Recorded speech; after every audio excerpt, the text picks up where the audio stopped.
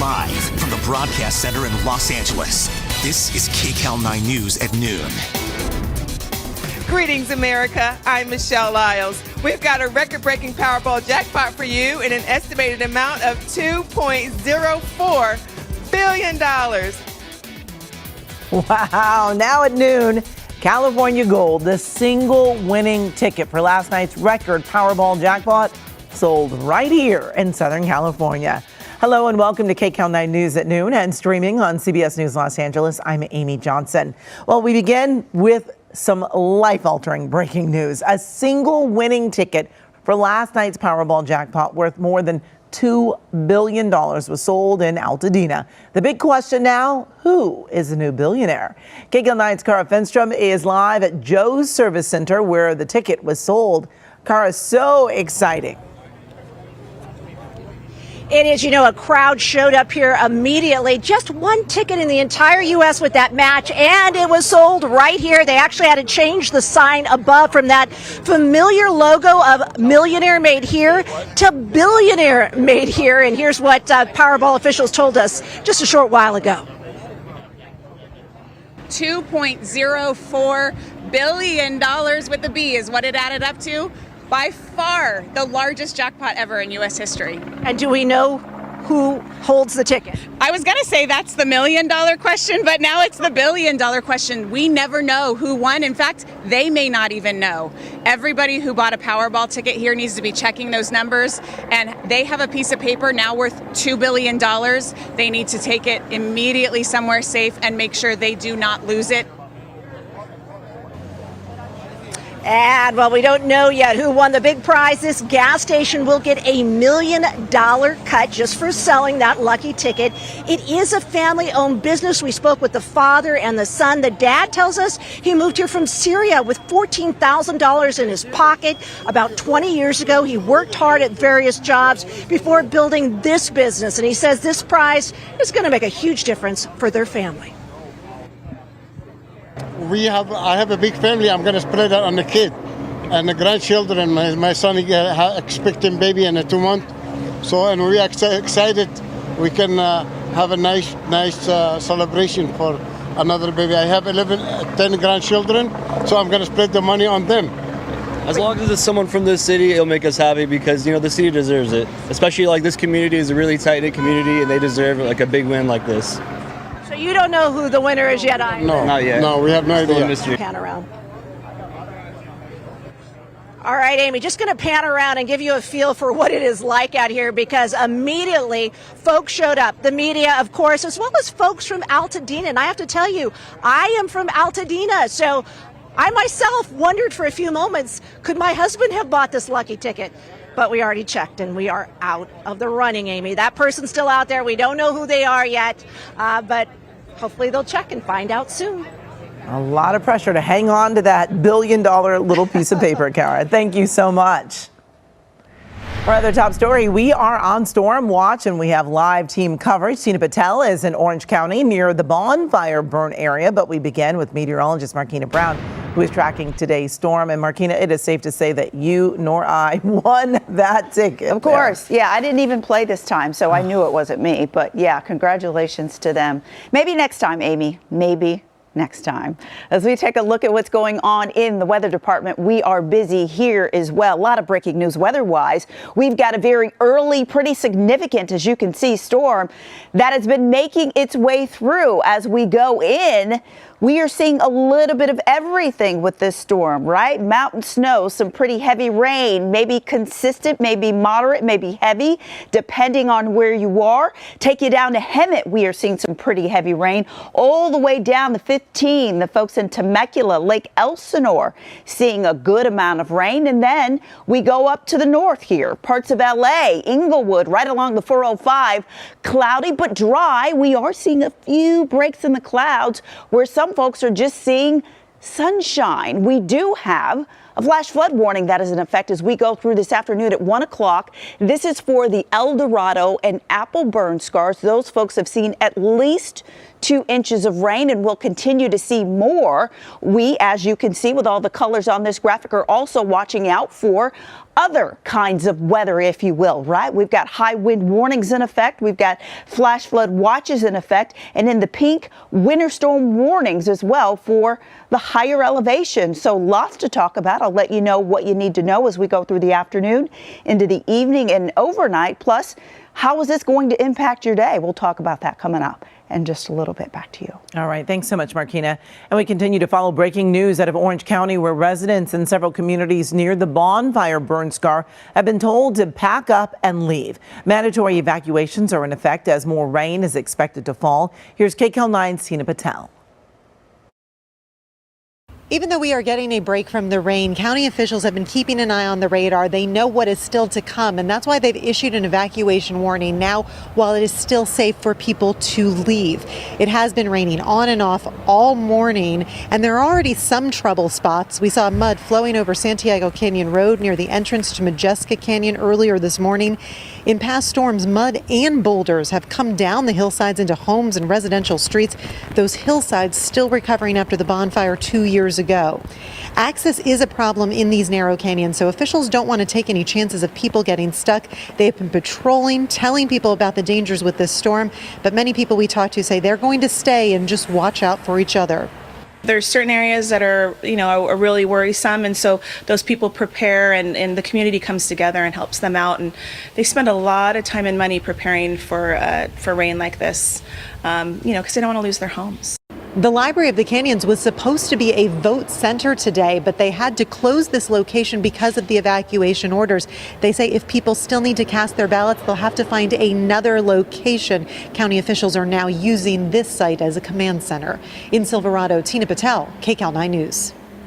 And be sure to stay with KCAL9 for continuing coverage of the storm and for updates anytime. Go to CBSLA.com, and we are always streaming on CBS News Los Angeles and Pluto TV.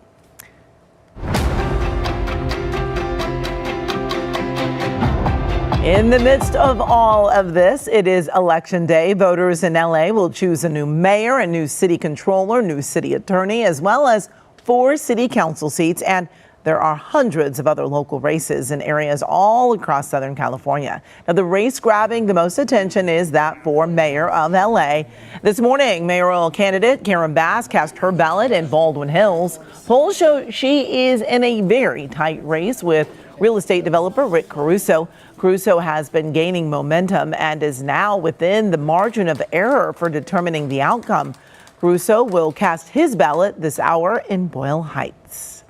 In the race for LA County Sheriff, the incumbent, Sheriff Alex Villanueva, is bidding for a second term, but he is getting a fierce challenge from former Long Beach Police Chief Robert Luna. Villanueva cast his ballot a short time ago in La Habra, while Luna voted earlier this morning in Long Beach. Across the nation, the focus is on key races in important battleground states that will help determine the balance of power in Congress. Republicans believe they can retake control of the House. KCAL9's Deborah Alfarone is live on Capitol Hill with a look at the final sprint. Hi, Deborah.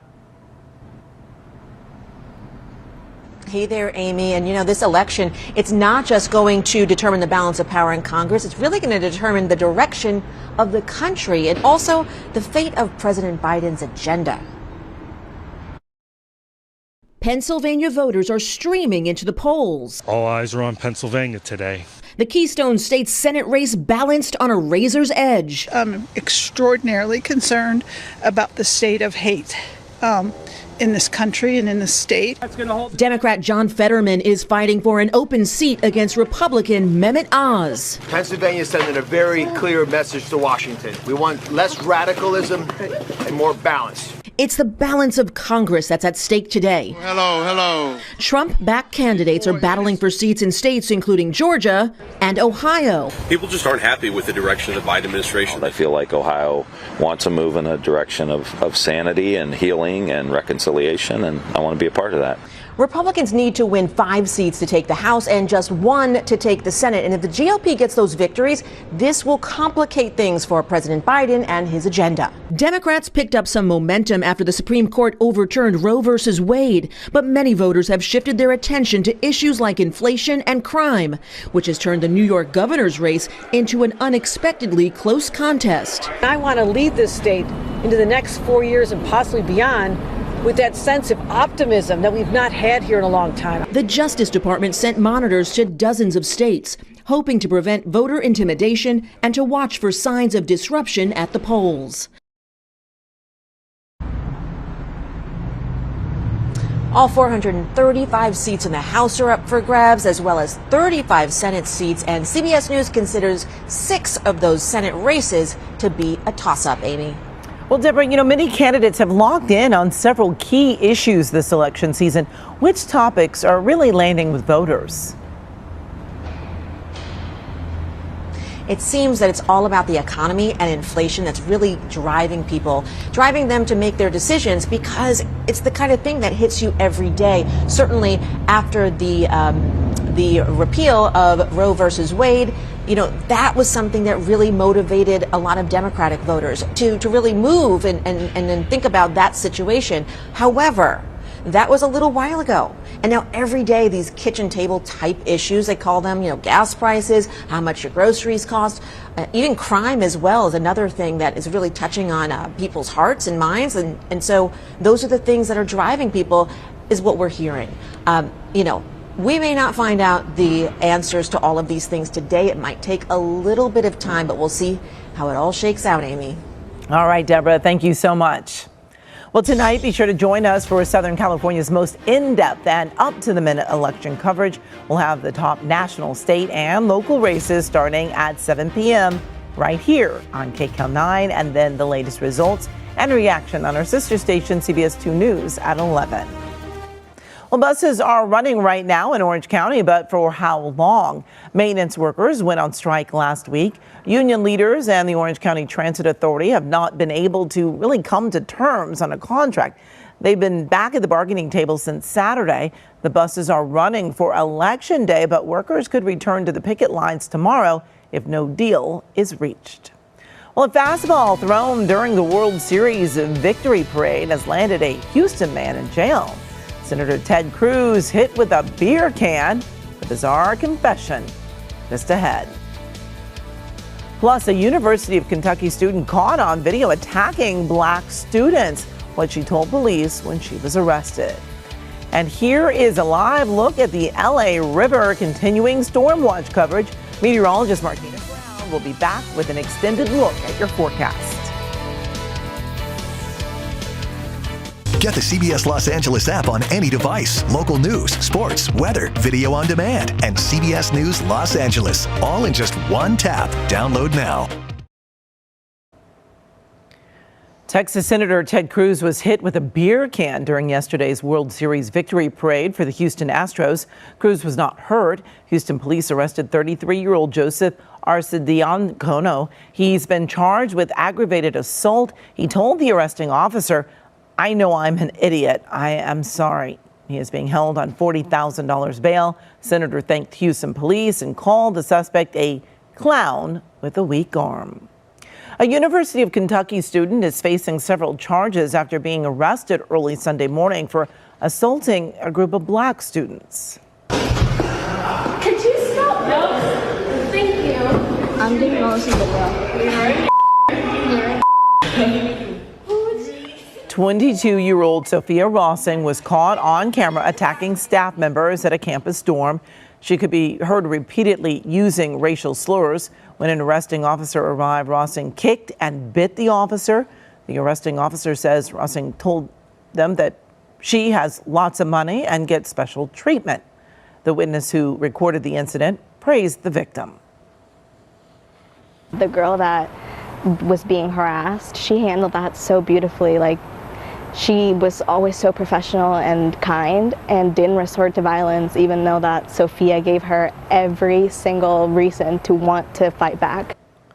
Rossing is facing a long list of charges. Yesterday, she entered a not guilty plea. Her bail was set at $10,000. The University of Kentucky issued a statement saying they are investigating the incident.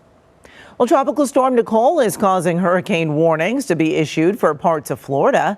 Nicole is forecast to become a hurricane before reaching the Bahamas. It's expected to remain a hurricane as it hits Florida's east coast, Melbourne overnight, Wednesday into Thursday. The hurricane warning includes West Palm Beach, Port St. Lucie, Melbourne, the Space Coast, and Daytona Beach. Well, back here at home, we are on storm watch. Early morning downpours really flooded the 110 freeway at Via Marisol in Highland Park. You can see from KCAL9, traffic came to a stop in the southbound lanes and moved very slowly north. Maintenance crews spent the morning clearing drains, and the freeway has now reopened. Evacuation orders are still in effect in Duarte this afternoon. 25 homes between Brook Ridge and Fish Canyon roads are at risk of being hit with possible mud flow. The hillsides are still recovering from the fish fire, which charred some 60 acres in Opal Canyon this past summer. The stretch of Mel Canyon Road is especially vulnerable. This is an uncontrolled drainage right here. That's why all those folks have been asked to evacuate. The Sheriff's Department says they have special equipment and will keep patrolling the area so that deputies will have quick access to homes that might experience any flooding. Well, I want to check back in with Markina. You know, we need the rain. We just hope it comes without bringing too much damage. Yeah, you know, there's a saying that goes, you can't pray for the rain and not want to deal with the mud, right? And unfortunately, that's the kind of situation we are in, quite literally, as we start to deal with some of these debris flows and flooding because of the rain that we so desperately need. You take a look at what's going on, and it is a really good looking storm, bringing a good amount of rain to lots of folks. And as you said, Amy, we need it, right? You look along the 10 there, right near Beaumont. Those folks are getting in on some rain. We're seeing mountain snow as well. We take you down to Lake Elsinore, right along the 15, Temecula. Those folks are getting in on some rain, along with the folks in Mission Viejo. Then we are seeing a little bit of a break in the activity, right? You go to places here like Inglewood and southward Long Beach, seeing a little bit of a break, maybe even some sunshine. But don't worry, you're going to get in on more of the rain as well. As you can see to the north of us, all of this will come our way. So we are looking at more rain moving through as we head toward later on this afternoon into the evening and also into the overnight. Let's go ahead and track what's going to be happening for you hour by hour. As you can see, first let me say this. When you see the oranges and the yellows on any radar, that means the rain is going to be moderate to heavy. So that is what we are going to be seeing as we head toward later on this afternoon. Thus, the flash flood watches and the flood warning that we have in effect, right? So even as we head toward later on this evening, you can see a line of rain making its way through. So not only will we be watching out for the possibility of that heavy rain, but we could also have some isolated storms embedded within some of this rain. So even as we head toward later on tonight, 9 o'clock, San Bernardino, the Inland Empire, LA getting in on more rain. Through the overnight, we slowly but surely start to see things dry out and clear up. And eventually, yes, we will see things heat up in the temperature department. So here's what you need to know. This is going to continue. We're looking at periods of widespread rain, gusty winds, and mountain snow.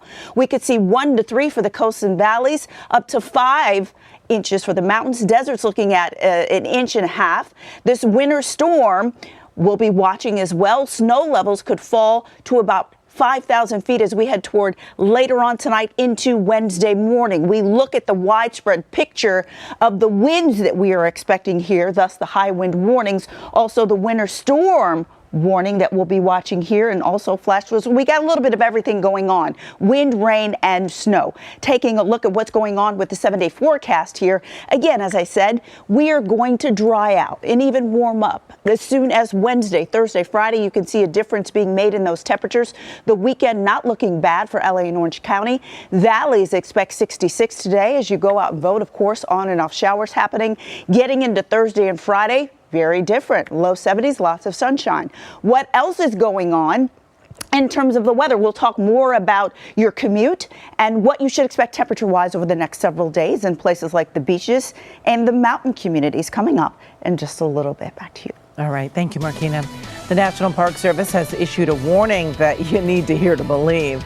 And after the next natural disaster, rescuers could turn to expert. While we're in the break, take a few seconds to follow us on social media. We're CBS LA on Twitter, Facebook, and Instagram. And remember, you see news happening, we want to hear from you. Share your story ideas, your photos, and video by using the hashtag CBSLA.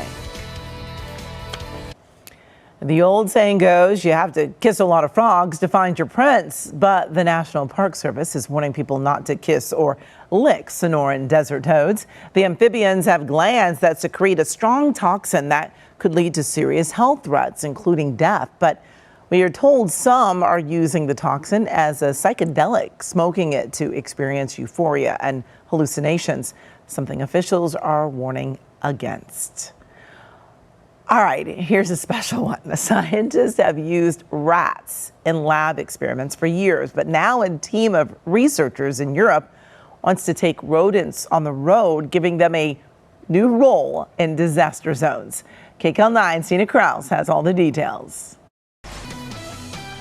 Only one winning ticket was sold for last night's Powerball jackpot, and it was sold right here in Southern California. So what were the odds of there being just one winner? We're going to talk about it with a mathematician next.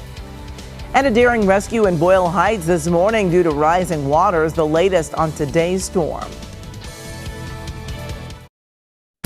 Live from the Broadcast Center in Los Angeles, this is KCAL9 News at noon.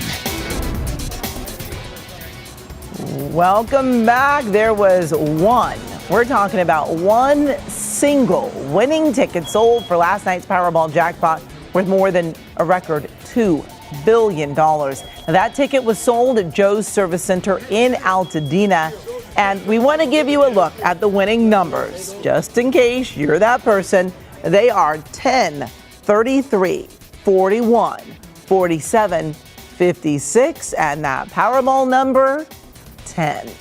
Oh boy. And while we don't yet know who the winner is, we do know they defied incredible odds in purchasing the only winning ticket.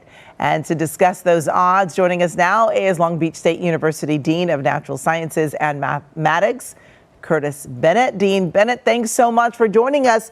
Tell us, what were the odds of a single ticket being sold for the Powerball drawing?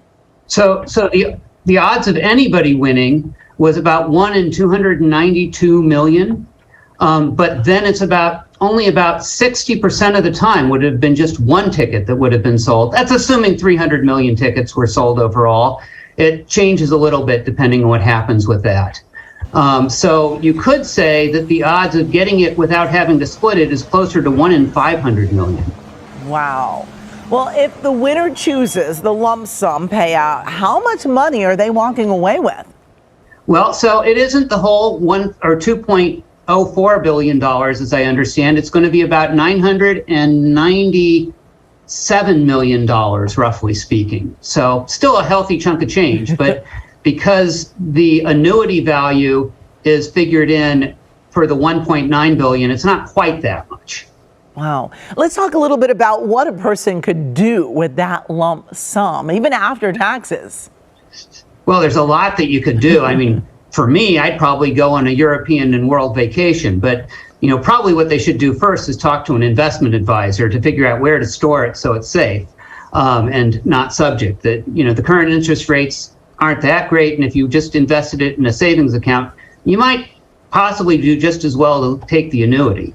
But they could do a lot of different things. Travel the world would be my choice. And maybe assume a new identity as well. But if the winner invested that money, even in a simple high yield savings account like you're talking, what kind of an annual return might that be? Well, it really varies on what you're getting at the time. I mean, so right now with inflation fairly high, the rates have come up. And so you can probably get a slightly better account. I was doing a quick search on the web and finding some accounts at 4 and 5%. But the reason they tell you to not take the annuity is usually that you can do better than putting it in a savings account. And you can do better than the short, but there's always risk when you do that. It seems like it's just so much money you could never run out unless you bought some crazy, amazing, yachts and planes and, trains. You could really afford just about anything. I agree. You could pay off all sorts of loans and, do wonderful things with that. So, I think it's an amazing opportunity to do some great things. Absolutely, absolutely. And of course, we are waiting to figure out who that winner was. Thank you so much for joining us this afternoon. We certainly appreciate your time. Thank you very much. Pleasure to be here. Well, the morning rain made a mess at this underpass in Boyle Heights. The drains were clogged, so water couldn't run through them. So the intersection of South Soto Street near East Washington flooded out cars and minivans that tried to get through. And I saw the water, the flood, and I just assumed, I can go through that. Next thing I know, I was floating like a boat, just floating. Well, emergency crews came out and unclogged the drains. They want anyone who abandoned their vehicles at the intersection to please come and get them. That can be very scary. Let's get a live look right now from the summit at Mammoth Mountain, where the snow has been falling throughout the day. Plenty of fresh powder for skiers and snowboarders to enjoy.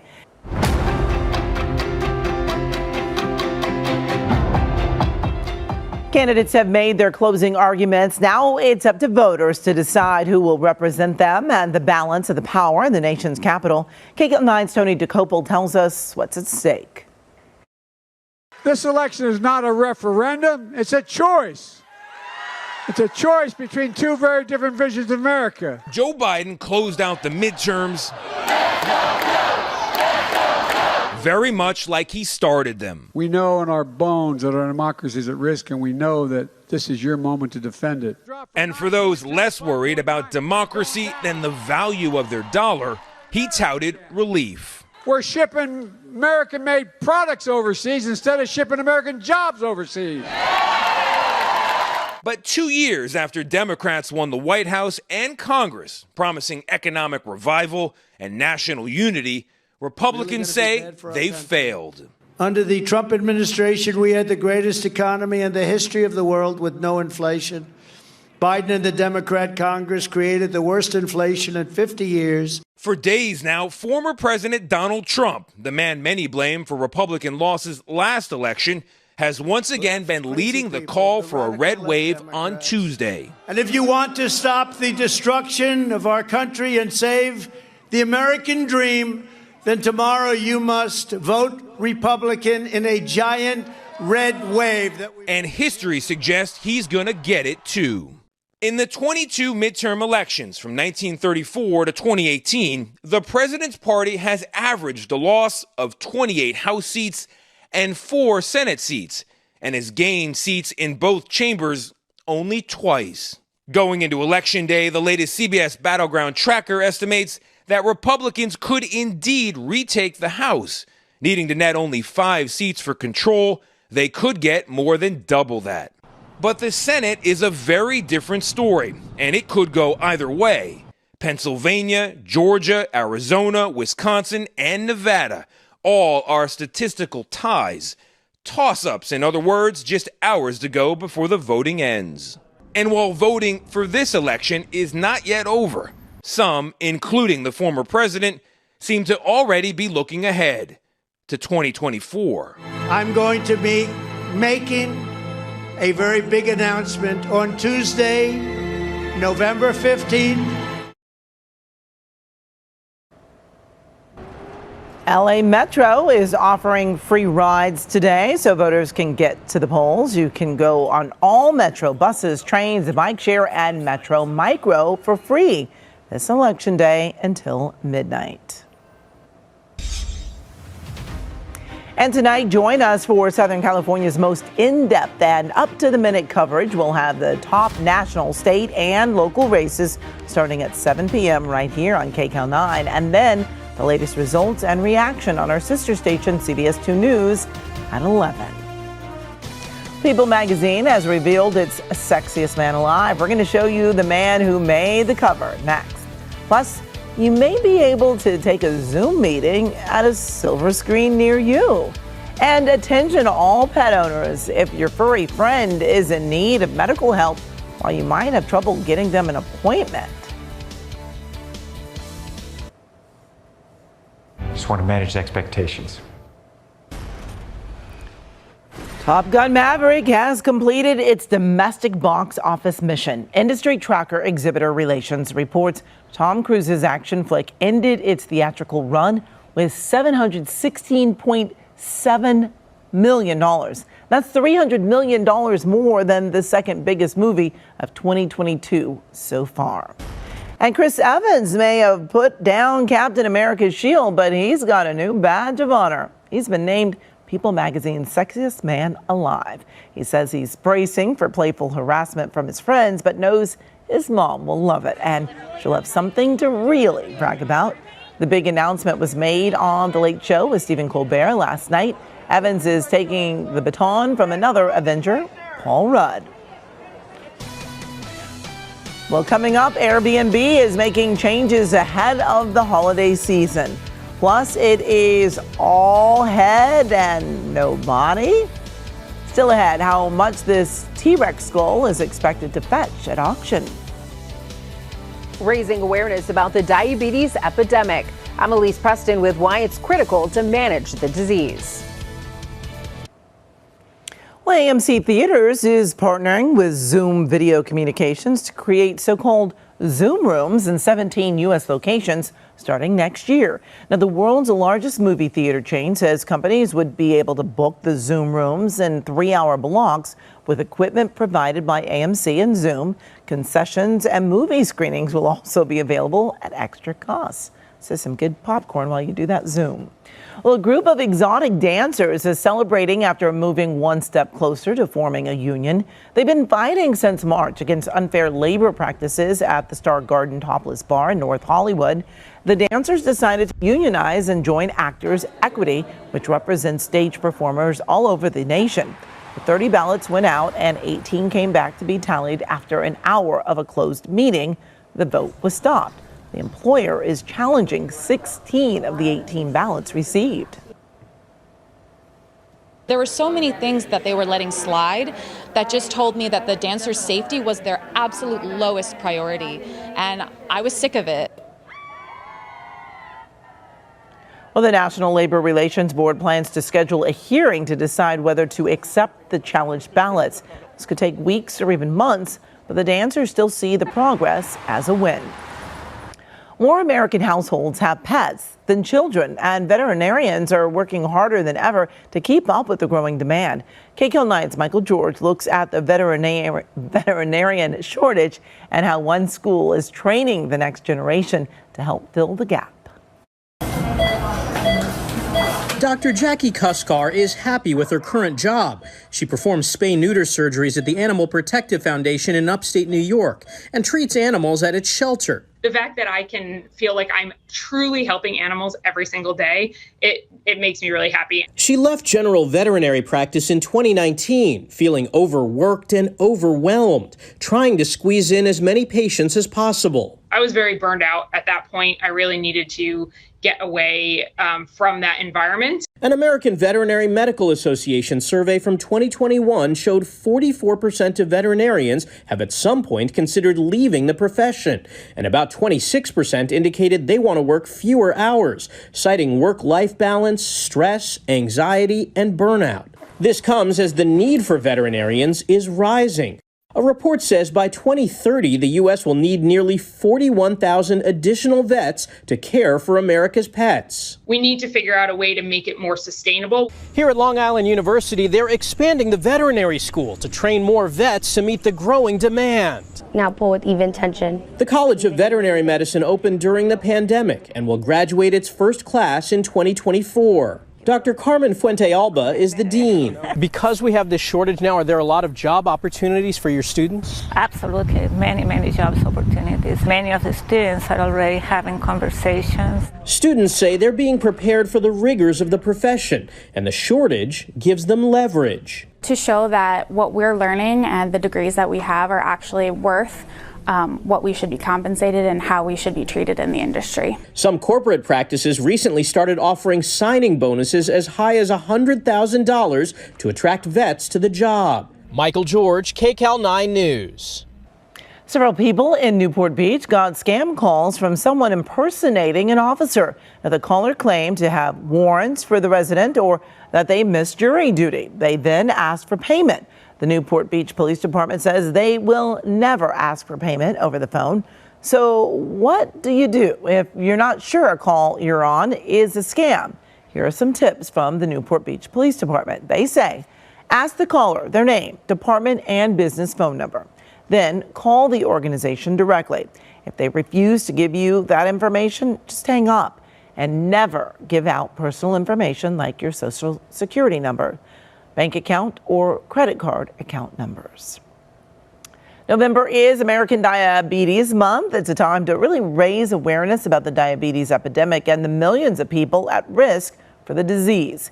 KCAL9's Elise Preston has details about the disease and things patients can do to prevent or delay complications.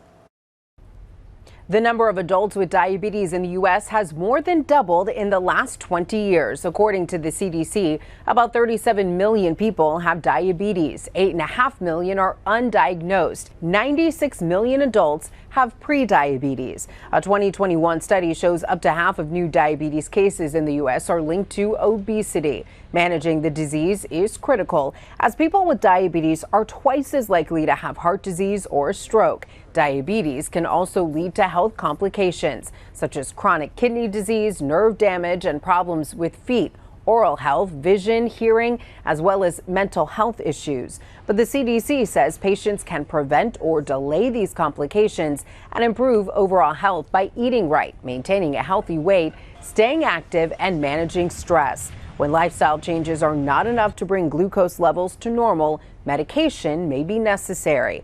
Most people with diabetes have type 2. Type 1 diabetes is usually diagnosed in children and young adults.